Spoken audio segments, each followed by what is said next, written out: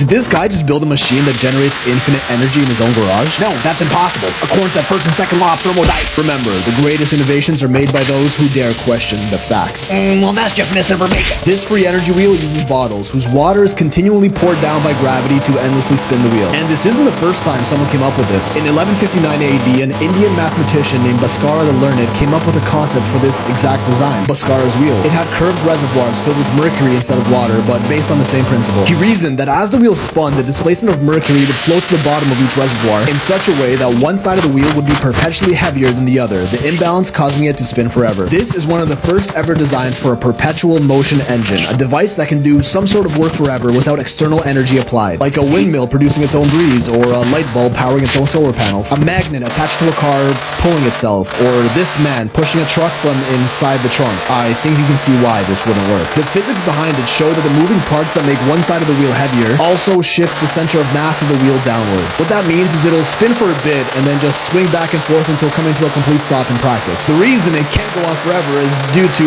the first two laws of thermodynamics. The first law is energy conservation. Energy can't be created or destroyed. And in a perfect world, if we can just put 100% of the energy a device produces back into running itself, this should be possible, right? That's where the second law stops us, entropy, which states that energy tends to spread out and dissipate in many different forms, like waste, friction, or heat as time goes on. So as the wheel moves through gravitational force, it experiences air resistance, friction, and waste heat, energy that is not put back into the gravitational force that is running the wheel and hence dissipates over time. It's why Newton's cradle doesn't go on forever, and why this wheel doesn't work. He even admits in his video that he had a battery in the wheel that kept it spinning. It's fake. But are there other designs for infinite energy engines out there that have been suppressed from the public? Inventors have tried over the generations to come up with the perfect perpetual motion machine, several variations of the original wheel, and even other creative ideas. And some of them actually kinda work. The first one ever made predates even Bhaskara, with Greek mathematician Archimedes in 200 BC, who discovered the displacement of water in his bathtub as he went inside it, allegedly inventing the word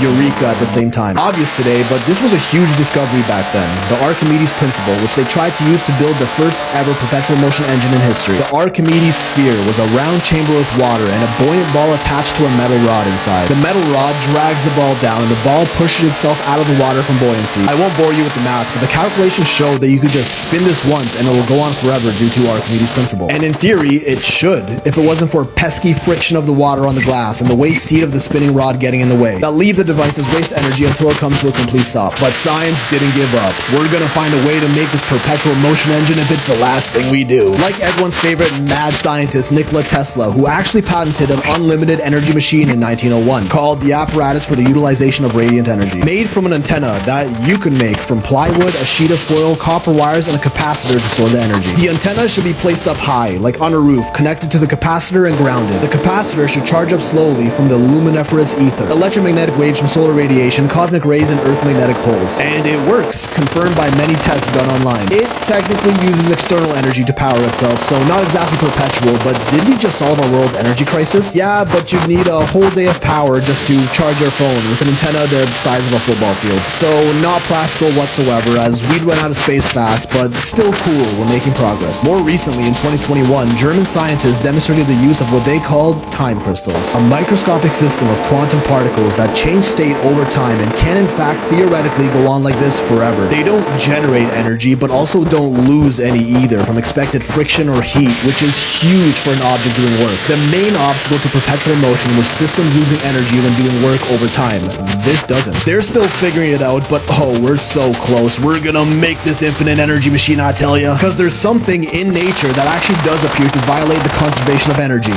Black holes. This scientific paper states that the expansion of the universe can make certain black holes expand faster than the Hawking radiation they produce that shrinks them. I know, it took me a while to wrap my head around that. In theory, this process gains more energy than it loses, so if we could just take a black hole and stick it into an engine, that might work. Who knows, maybe we'll find new exotic forms of matter in the future that could bend the rules of perpetual motion to finally crack the code. Or maybe we already have. Enter zero-point energy, the suspected technology behind UFOs that provides seemingly unlimited energy, moves objects outside the realm of known physics, travels faster than light, and even through time. Powered by quantum fluctuations in space-time, particles that act like waves which blink in and out of existence, another highly suppressed field of research. Keyword here, quantum, because quantum can bend the laws of thermodynamics while still respecting them and doesn't need to obey classical physics. I'll go into this very soon, because zero-point energy isn't isn't just game changing, it's reality changing.